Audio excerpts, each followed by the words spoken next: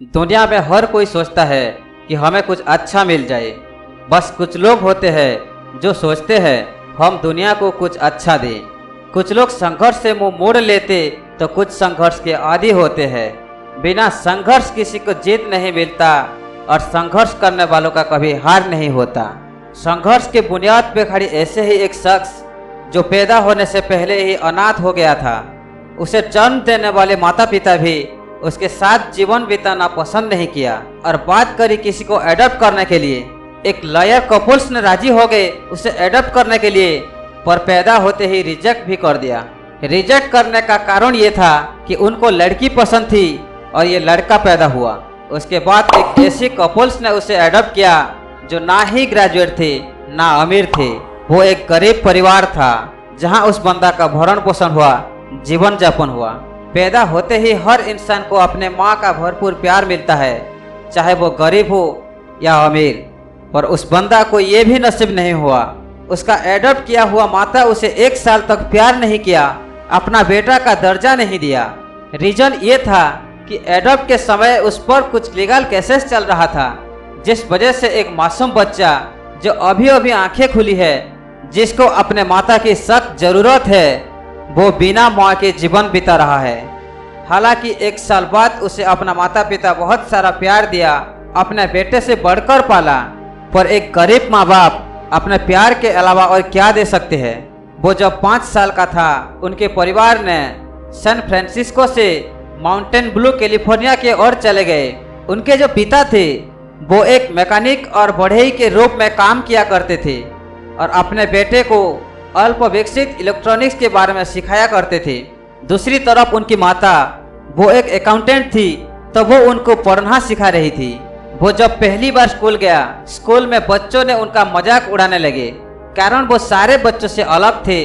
उन सारे बच्चों से उनका दिमाग कुछ अलग लेवल का था, जिनकी वजह से कोई भी उनका दोस्त नहीं बन पाया और उन्हें वहाँ पर भी अकेलेपन का सामना करना पड़ा।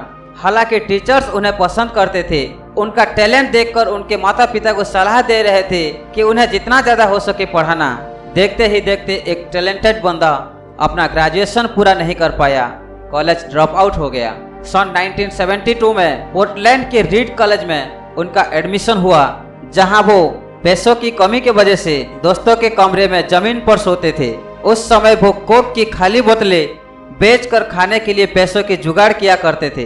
पास के एक मंदिर में हफ्ते में 1 बार फ्री में मिलने वाले भोजन के लिए वो 1-2 किलोमीटर पैदल चलकर जाते थे। धीरे धीरे कुछ समय बाद उनके पढ़ाई में माता पिता की सारे सेविंग खत्म होने लगी। पैसों की कमी की वजह से कॉलेज कंटिन्यू नहीं कर पाए और उनको मजबूरन कॉलेज छोड़ना पड़ा। कॉलेज ड्रॉप आउट होने के बाद क्रिएटिव क्लास में एडमिशन करके कैलियोग्राफी सीखा। उसके बाद 1973 में अटारी में टेक्नीशियन के रूप में काम किया। इतने कठिन भरा जिंदगी में उस संघर्ष के मैदान में एक कॉलेज ड्रॉप आउट बंदा कोई और नहीं, आज के दुनिया के सबसे बड़ी महंगी कंपनी एप्पल का को फाउंडर स्टीव जॉब्स की कहानी है, जो एक कॉलेज ड्रॉप आउट होने के बावजूद अपनी मेहनत के दम पर इतनी बड़ी कंपनी खड़ा कर दिया। आज हम जिस कंपनी को दुनिया के लार्जेस्ट कंपनी के रूप में देख रहे हैं, असल में वो कंपनी एक गैरेज से शुरू हुई थी। 1976 में स्टीव जॉब्स को एक दोस्त मिला जिसको कोडिंग का पूरा नॉलेज था। उन दोनों ने मिलकर तीसरी एक बंदे से कर्जा लिया और एप्पल की शुरुआत किया। देखते ही देखते कंपनी का ग्रोथ बढ़ता गया। 1985 में एप्पल कंपनी के बोर्ड ऑफ डायरेक्टर्स ने स्टीव जॉब्स को खुद के कंपनी से निकाल दिया। जॉब्स ने एप्पल तो छोड़ दिया पर हार नहीं माना, फिर से नई शुरुआत किया और नेक्स्ट इंक नाम का एक नई कंपनी स्थापना की। नेक्स्ट की मूल उद्देश्य सॉफ्टवेयर विकसित प्रणाली बनाना था।